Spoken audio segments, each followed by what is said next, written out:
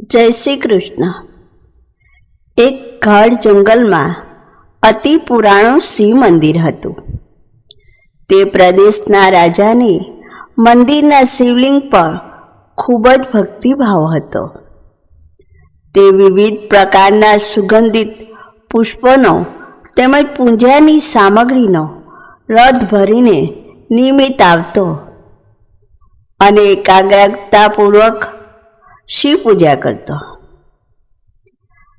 આ પંથકનો એક ભીલ કઠિયાળો પણ શિવજી પર અપાર શ્રદ્ધા ધરાવતો હતો. તે દરરોજ આવતો, પણ તેને પૂજા વિધિ વિશે જ્ઞાન ન હતું. એનામાં અજ્ઞાન હતું, પણ એના હૃદયમાં ભક્તિની જ્યોત અખંડ જલતી રહેતી. શિવજી પ્રત્યે એનો પ્રેમ પારાવાર હતો. અભિષેકનું જળ ભરી લાવવા તેની પાસે કોઈ સાધન ન હતું.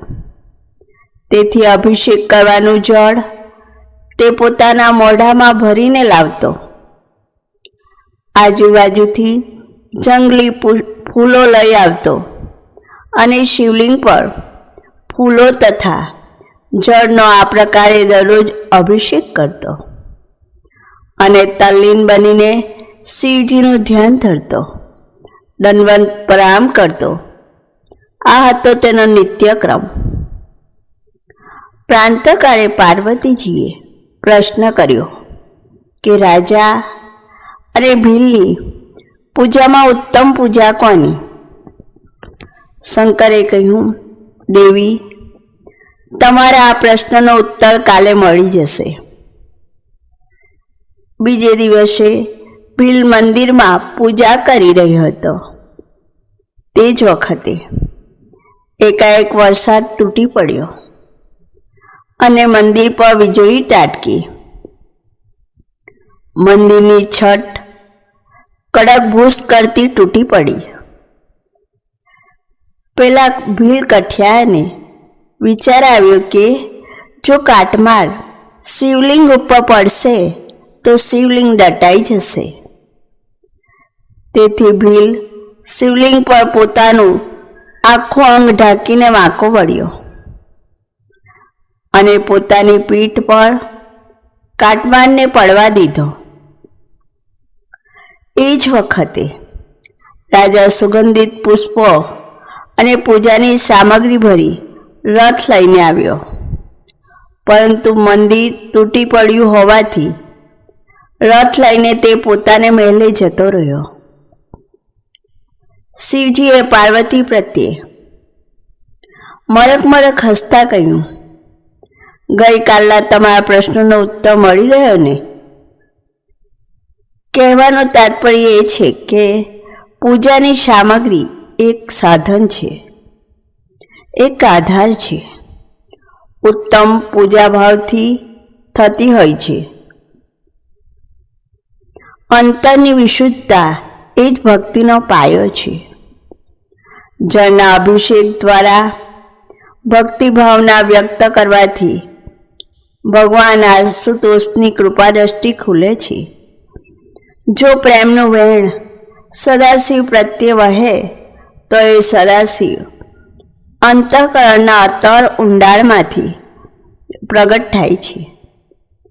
અંતરની વિશુદ્ધિ વગર શાસ્ત્રો, આચાર સંહિતા કે પૂજા વિધિનો કોઈ અર્થ રહેતો નથી. જલધારા શિવપ્રિયા. વેદોમાં જળને યજ્ઞરૂપ કહ્યું છે.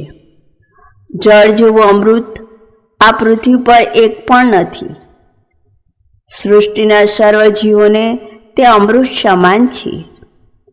જળ એ સંજીવની છે, જે શિવજીને અતિ પ્રિય છે. જળ વગર જીવન જ અશક્ય છે. જીવ પ્રાણી માત્ર માટે જળ એ જીવનનો આધાર છે. દેવતાઓને પણ આ જળ પ્રિય છે. સૂર્યનારાયણને નમસ્કાર પ્રિય છે, તેમ ભગવાન શંકરને જલધારા પ્રિય છે. ભાવપૂર્વક કરેલ જળનો અભિષેક શંકરને અતિ પ્રિય છે અને પુરાણોમાં પણ તેનો મહિમા અપાર છે. જળ કરતાં અધિક શ્રેષ્ઠતા પંચામૃતની છે. એનાથી 100 ગણી શ્રેષ્ઠતા દૂધના અભિષેકની છે. એથી પણ અધિક શ્રેષ્ઠતા ધૃતના અભિષેકની છે. શિવજી કહે છે, અભિષેકથી હજારો અપરાધો હું માફ કરું છું. ભગવાન વિષ્ણુએ સહસ્ત્ર કમળથી શિવ પૂજન કર્યું હતું અને શિવજીએ વિષ્ણુને સુદર્શન આપ્યું હતું. શ્રદ્ધા સાક્ષાત ભવાની છે. માતૃરૂપે સર્વ મનુષ્યોમાં નિવાસ કરે છે અને અખંડ વિશ્વાસ એ ભગવાન શિવ છે. શ્રદ્ધા અને વિશ્વાસપૂર્વક કરેલા જળના અભિષેકનો મહિમા કેટલો અપાર છે.